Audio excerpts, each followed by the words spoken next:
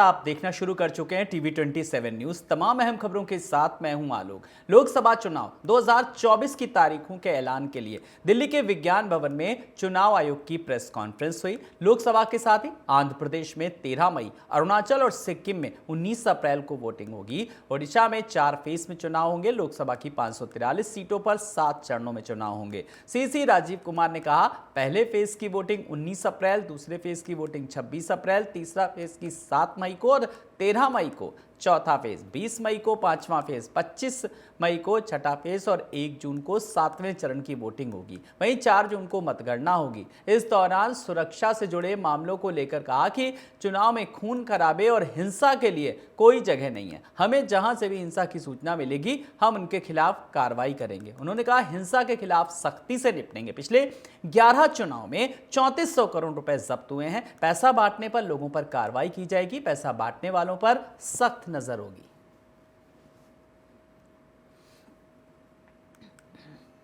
वहीं लोकसभा चुनाव के लिए आचार संहिता लागू होते ही बुरहानपुर में पुलिस प्रशासन की सख्ती तेज हो गई है। चुनाव शांतिपूर्ण तरीके से संपन्न कराने और शांति का माहौल बनाने के लिए पुलिस ने शहर में फ्लैग मार्च निकाला। शहर के शिकारपुरा क्षेत्र से फ्लैग मार्च निकल करके शहर के बीच से होकर के गुजरा। इसमें बड़ी संख्या में पुलिस बल शस्त्र लेकर के चले। वहीं फ्लैग मार्च में कलेक्टर भव्या मित्तल और एसपी देवेंद्र पाटीदार भी शामिल हुए। को आदर्श आचरण संहिता लगने से हम एक फ्लैग मार्च यहाँ निकाल रहे हैं और एमसीसी की जानकारी भी सभी को देनी है और साथ साथ में अपनी जो टीम्स रहेंगी वो पूरी तरीके से सतर्क रहेगी और किसी भी प्रकार की लोकसभा चुनाव में कोई प्रलोभन ना हो, उसके बारे में भी हम सबको सतर्क करना चाहते हैं। लोकसभा चुनाव को लेके आदर्श आचरण संहिता लागू हो चुकी है। इसी को लेके भी एक मैसेजिंग है। पूरे शहर के अंदर हम एक बहुत ही विस्तृत फ्लैग मार्च निकाल रहे हैं, जिसमें पुलिस और प्रशासन हम सब लोग हैं। इसके माध्यम से ये भी मैसेज देने का है कि अब ऐसे असामाजिक तत्व जो कहीं ना कहीं इलेक्शन को प्रभावित करें, उनके खिलाफ प्रिवेंटिव एक्शन, माइनर वारंटी की तामील, इस तरह के तमाम एमसीसी के वायलेशन से जुड़ी हुई सारी चीज़ों का भी सख्ती से पालन कराया जाएगा और एक शांतिपूर्ण और निष्पक्ष चुनाव हो, इसके लिए हम लोगों की पूरी तैयारी है और इस दिशा में हम लगातार कार्रवाई करते हैं। बुलंदशहर में रजवाहे में तैरता अज्ञात युवक का शव मिला। सूचना पर पहुंची पुलिस ने शव को निकालकर पोस्टमार्टम के लिए भेज दिया। वहीं अभी तक मृतक की पहचान नहीं हो सकी है। पूरा मामला अरनिया थाना क्षेत्र के गौरौली भोजगढ़ी के रजवाहे गांव का बताया जा रहा है।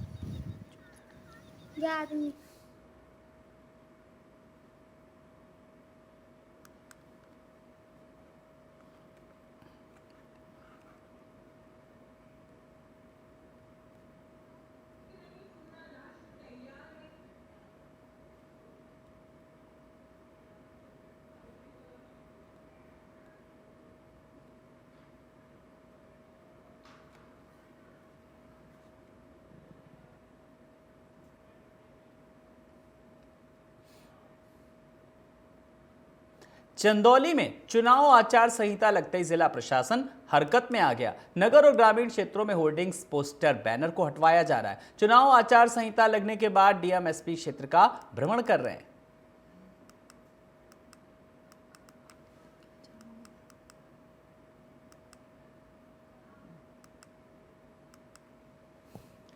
तो फिलहाल लगातार जिस तरीके से अब चुनाव आचार संहिता लगने के बाद से ही प्रशासन भी पूरी तरीके से सतर्क नजर आ रहा है। तो चंदौली जिला प्रशासन अलर्ट मोड पर।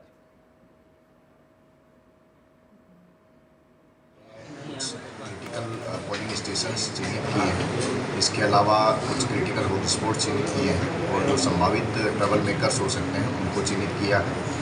जैसा कि आप जानते हैं, पिछले काफ़ी समय से जनपद में जो आपराधिक तत्व हैं और जो विशेषकर एनडीपीएस मादक पदार्थों के तस्कर और शराब के तस्कर, उनके ऊपर गुंडा गैंगस्टर की काफ़ी कार्रवाई की गई है। इस कार्रवाई को अब और इंटेंसिफाई किया जाएगा। जो ट्रबल मेकर्स हैं उनको चिन्हित करके उन पर भी आवश्यक कार्रवाई की जा रही है और 107-16 के तहत सभी ट्रबल मेकर्स को पाबंद किया जाएगा, ताकि यदि वो कुछ खुराफात आगे करते हैं तो उनके ऊपर सख्त कार्रवाई की जा सके।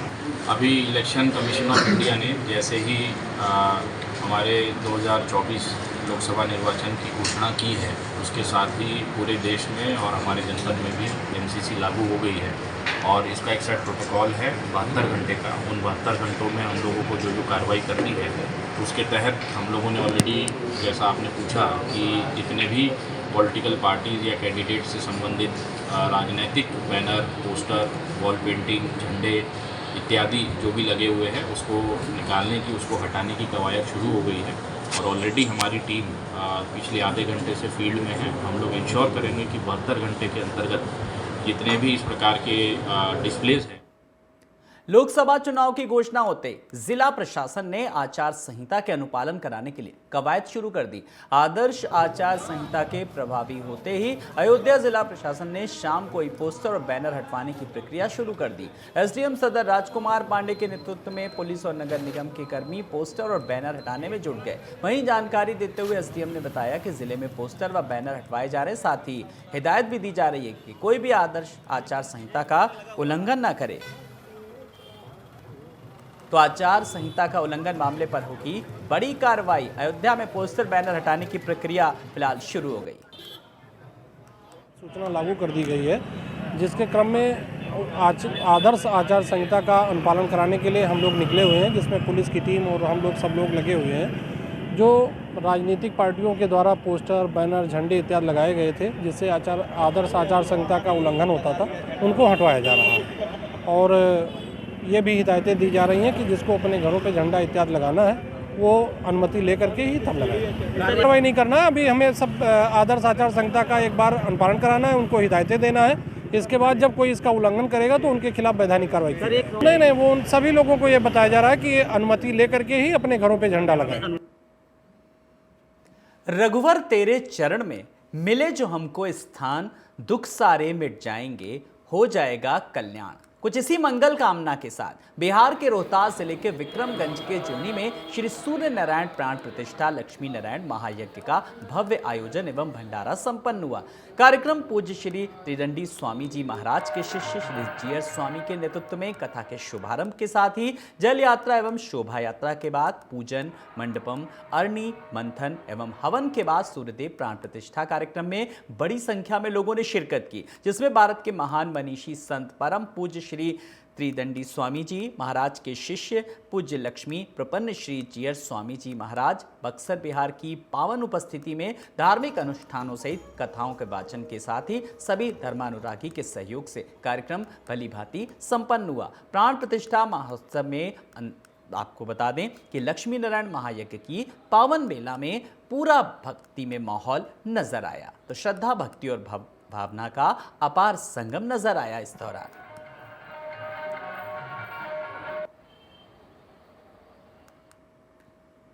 अगली खबर की ओर रुख करेंगे। सहारनपुर में आदर्श आचार संहिता लागू होते ही नगर निगम ने शहर में बिजली के खंभों पर लगे राजनेताओं के बोर्ड व होर्डिंग्स उतारने का काम शुरू कर दिया। चुनाव आचार संहिता लगते ही जिला प्रशासन हरकत में आ गया। नगर और ग्रामीण क्षेत्रों में होर्डिंग्स, पोस्टर, बैनर को हटवाया जा रहा है।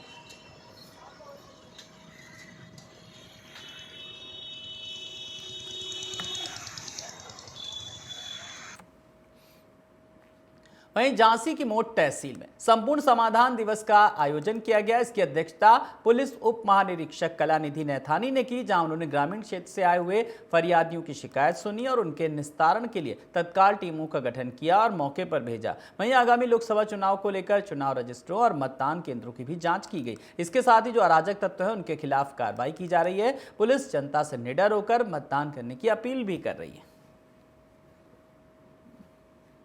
सरकार व शासन की मंशा अनुसार तहसील दिवस, जो संपूर्ण समाधान दिवस भी जिसको कहा जाता है, इसका आयोजन यहाँ पर किया गया। मौके हम लोग यहाँ पर आए हैं, सभी अधिकारी।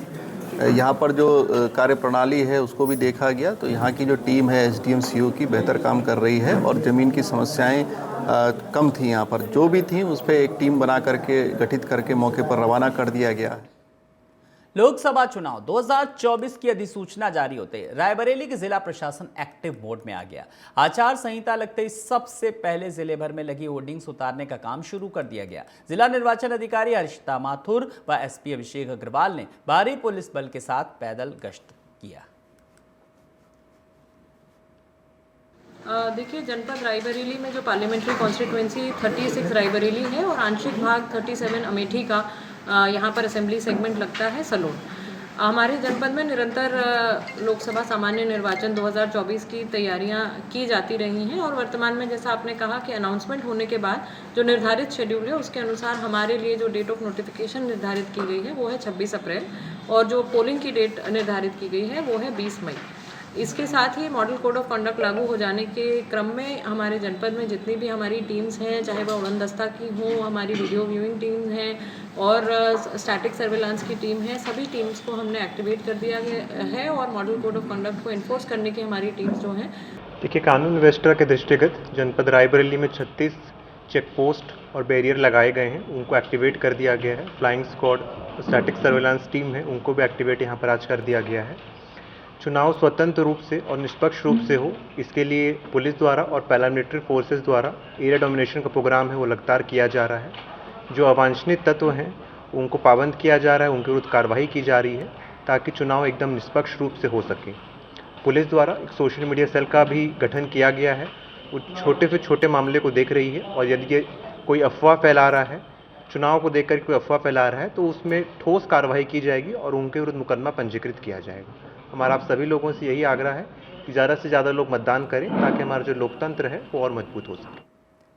वहीं कानपुर में सीएसए एग्रीकल्चर यूनिवर्सिटी में एंटी करप्शन की टीम ने रंगे हाथों घूस लेते एक घूसखोर को पकड़ा। वहीं 6000 रुपए की घूस लेते लिपिक शंकर बख्श सिंह को एंटी करप्शन की टीम ने गिरफ्तार किया। बता दें कि पेंशन के लिए मृतक कर्मचारी के परिजनों से घूस ले रहा था।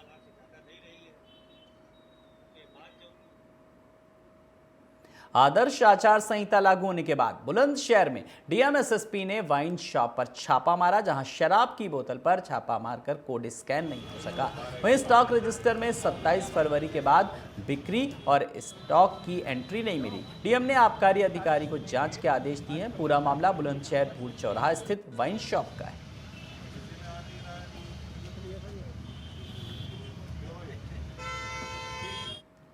अगली खबर झांसी से, जहां पर चुनाव आचार संहिता लगते ही जिला प्रशासन हरकत में आ गया। नगर और ग्रामीण क्षेत्रों में होर्डिंग्स, पोस्टर, बैनर को हटवाया जा रहा है। चुनाव आचार संहिता लगने के बाद से डीएम एसपी क्षेत्र का लगातार दौरा कर रहे हैं। पीछे तो यार तुम लोग यार।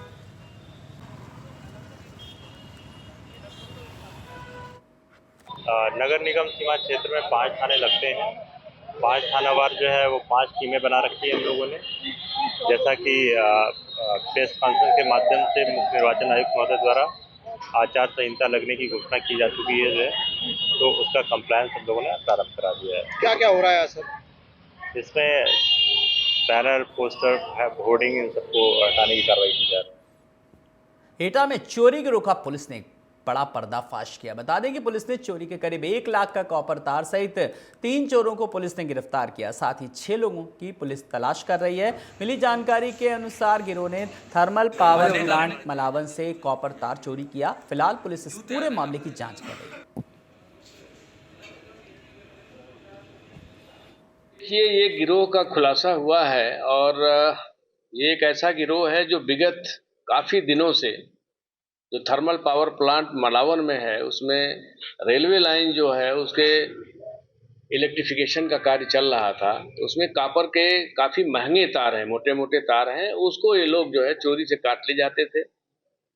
विभिन्न थाना क्षेत्रों में, मलावन में, बागवाला में, कोतवाली देहात में इनके विरुद्ध 5 अभियोग पंजीकृत किए गए हैं और इसमें हमारी सर्विलांस की टीम, एसओजी और थाने कोतवाली देहात की टीम ने बड़ा प्रयास किया और इसमें ये पूरा गिरोह सामने आया है। इसमें 8 बदमाश प्रकाश में आए हैं। अभी फिलहाल एक खरीदार पकड़ा गया है। गाजियाबाद में आदर्श आचार संहिता लगते ही जिला प्रशासन ने कार्रवाई शुरू कर दी और सार्वजनिक जगहों पर लगे राजनीतिक होर्डिंग पोस्टर को उतारने में नगर निगम जुट गया। गाजियाबाद कलेक्ट्रेट में भी लगे सरकारी विज्ञापनों के पोस्टर को उतारना शुरू कर दिया गया। आज आचार संहिता लगने के 24 घंटे के भीतर सार्वजनिक जगहों से राजनीतिक पोस्टर, बैनर को भी हटाया गया।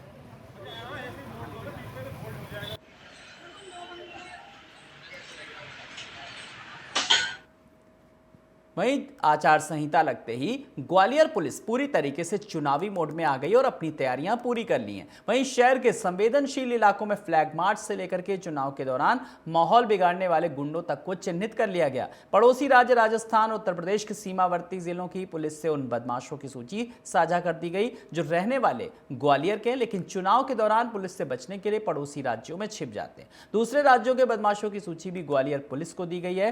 ग्वालियर के करीब 200 गुंडे ऐसे हैं जिन पर जिला बदर, रासुका और अन्य प्रतिबंधात्मक कार्रवाई की जाएगी।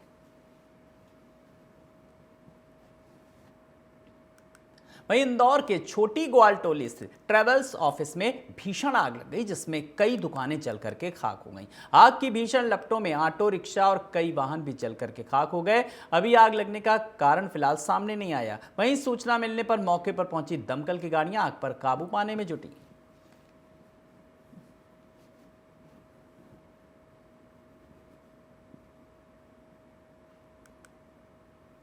मध्य प्रदेश में पीडीएस की कालाबाजारी रोकने के लिए प्रशासन चाहे लाख दावे कर ले, लेकिन राशन माफिया बाज नहीं आ रहे हैं। ऐसा एक मामला श्योपुर के बड़ौदा तहसील से सामने आया, जहां पीडीएस के चावल को बेचने के लिए लोडिंग वाहन के जरिए 25 से 30 कट्टे श्योपुर से राजस्थान के बमौरी ले जाए जा रहे थे। तभी लोगों ने बड़ौदा पुलिस को सूचना दे दी। सूचना मिलते ही पुलिस ने पंडोला गांव और बड़ौदा के बीच लोडिंग वाहन के साथ गाड़ी चालक को दबोच लिया और गाड़ी को थाने में खड़ा करवा दिया। उसके बाद खाद्य विभाग को की जानकारी दी गई। खाद्य विभाग के निरीक्षक सुनील शर्मा ने जब्त किए चावल को सैंपल लेकर के फिलहाल कार्रवाई शुरू कर दी।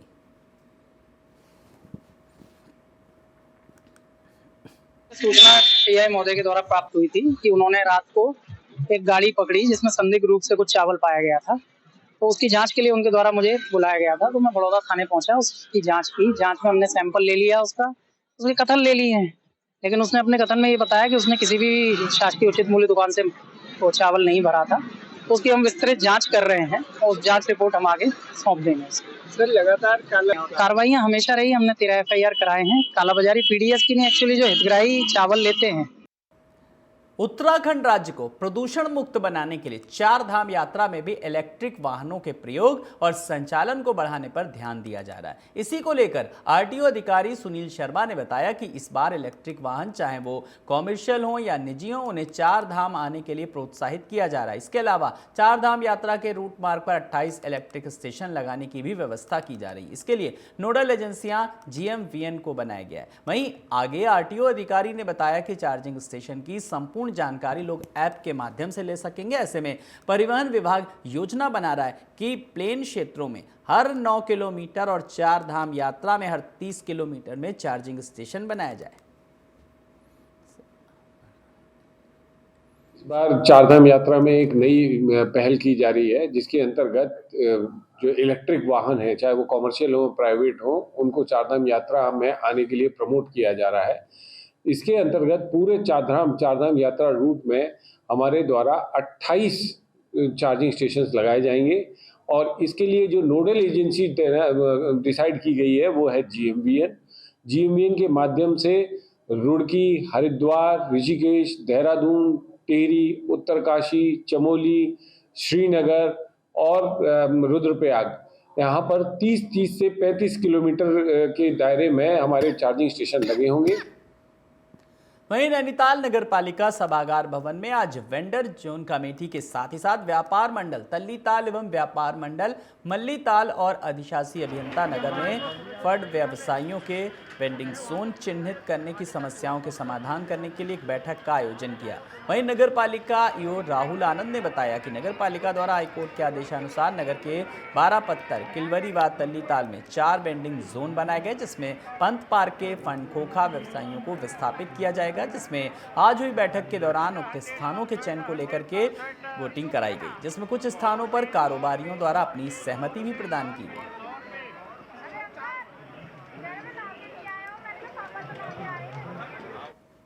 श्री केदारनाथ धाम की यात्रा को सुचारू ढंग से संचालित करवाने में सबसे बड़ी भूमिका पैदल मार्ग से जुड़े विभाग लोक निर्माण विभाग DDMA की है। बता दें कि 10 मई से शुरू होने वाली केदारनाथ धाम की यात्रा के लिए पैदल मार्ग पर यात्रियों के आवाजाही में कोई कठिनाई ना हो, इस लिहाज से लोक निर्माण विभाग DDMA द्वारा पैदल मार्ग की हटानी शुरू कर दी गई। वर्तमान में जंगल चट्टी से आगे पैदल मार्ग पर 3 फीट बर्फ है, जबकि लिंचौली से पैदल मार्ग पर 6 फीट से अधिक की बर्फ है। इसी को लेकर विभाग द्वारा बर्फ हटाने के लिए 90 मजदूर लगाए गए।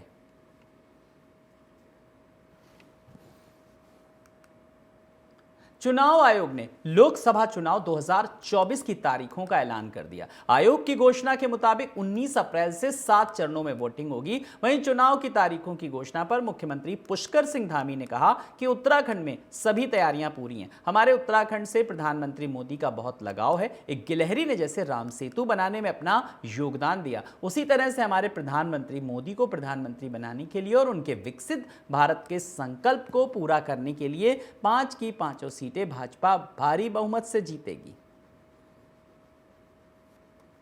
नहीं, उत्तराखंड में सभी तैयारियां पूरी हैं और जो भी चुनाव आयोग जिस प्रकार से भी चुनाव को कराना चाहता है उसमें उत्तराखंड सरकार ने पूरी तरह से तैयारी की है। हमारे उत्तराखंड से हमारे प्रधानमंत्री जी का बहुत लगाव है और उत्तराखंड की जनता का भी। वो उनको अपने परिवार का मानते हैं, अपने घर का मानते हैं। इसलिए उत्तराखंड से 5 लोकसभा की सीटें, 5 की 5 भारतीय जनता पार्टी जीतेगी। और एक गिलहरी ने जैसे राम सेतु बनाने में अपना योगदान दिया था, उसी प्रकार से हमारे प्रधानमंत्री जी को प्रधानमंत्री बनाने और उनके विकसित भारत के संकल्प को पूरा करने के लिए 5 की 5 सीटें उत्तराखंड की भारी बहुमत से जीतेगी। चुनाव आयोग की ओर से लोकसभा चुनाव की तारीखों का ऐलान होने के साथ ही आदर्श आचार संहिता भी लागू हो गई, जिसके बाद सरकारी तंत्र हरकत में आ गया। नरसिंहपुर में लगे बैनर पोस्टरों को निकालने का काम शुरू कर दिया गया। वहीं नगरपालिका टीम ने नगरपालिका चौराहे से होल्डिंग बैनर को हटाना भी शुरू कर दिया।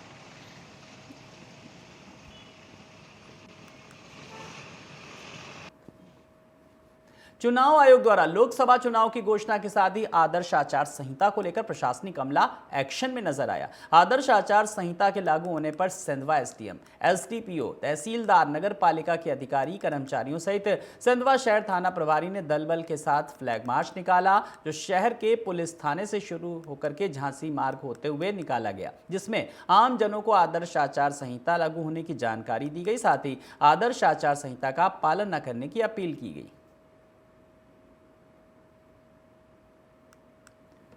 वहीं कानपुर शहर में आदर्श आचार संहिता लागू होने के बाद डीएम ने सभी अधिकारियों को चुनाव आयोग द्वारा जारी नियमों को पालन करने के निर्देश दिए। प्रत्येक विधानसभा में एक पिंक बूथ स्थापित किए जाएंगे, जिनमें महिला मतदान कर्मी तैनात होंगे। जनपद में एक दिव्यांग सहायता बूथ भी स्थापित किया जाएगा, जिनमें दिव्यांग मतदान कर्मियों को तैनात किया जाएगा। यहाँ 2 युवा मैनेज्ड बूथ और 1 मॉडल बूथ स्थापित किए जाएंगे। वहीं 85 वर्ष से अधिक की आयु के व्यक्ति पोस्ट बैलेट से अपने मताधिकार का प्रयोग कर सकेंगे। शहर वासियों को मतदान के लिए जागरूक किया जाएगा। लेकिन न्यूज़ ऐसी लगती है कि वो पेड न्यूज़ प्रतीत होती है, तो इस तरह की न्यूज़ पे समय समय पर हम लोग इस तरह की न्यूज़ को जो है रिपोर्ट करेंगे और उसमें जो है कार्रवाई भी करेंगे। अनुमति कहाँ से मिली? नहीं, अनुमति एमसीएमसी कमेटी में जो है उसकी प्रूफ रीडिंग, उसका एक प्रोसेस है, वो हम राजनीतिक दलों के साथ मीटिंग करके और उनको हमने इसको बता भी दिया। और अब निर्वाचन की चूँकि घोषणा हो गई है,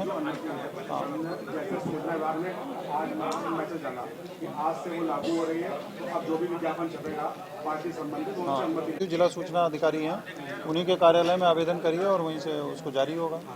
हाँ ठीक है, वो हो जाएगी, फ्रीक्वेंसी ठीक से समय पे जारी हो जाएगी। इन्हीं खबरों के साथ इस बुलेटिन में इतना ही। नमस्कार।